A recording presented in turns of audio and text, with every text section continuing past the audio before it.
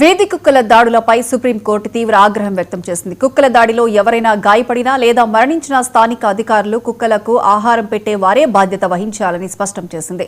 వాటిపై ప్రేమ ఉన్నవారు ఇళ్లకు తీసుకువెళ్లాలని, ప్రజలను భయపెట్టేలా రోడ్లపై వదలొద్దని జస్టిస్ విక్రమ్ నాథ్ ధర్మాసనం పేర్కొంది. బాధితులకు భారీ పరిహారం చెల్లించేలా ఆదేశాలు ఇస్తామని హెచ్చరించింది.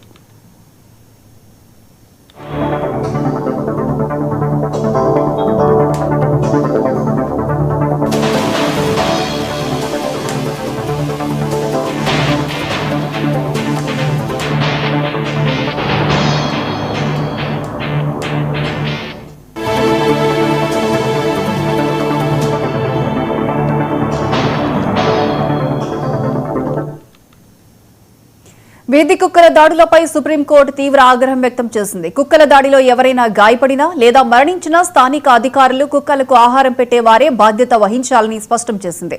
వాటిపై ప్రేమ ఉన్నవారు ఇళ్లకు తీసుకువెళ్లాలని, ప్రజలను భయపెట్టేలా రోడ్లపై వదలొద్దని జస్టిస్ విక్రమ్ నాథ్ ధర్మాసనం పేర్కొంది. బాధితులకు భారీ పరిహారం చెల్లించేలా ఆదేశాలు ఇస్తామని హెచ్చరించింది.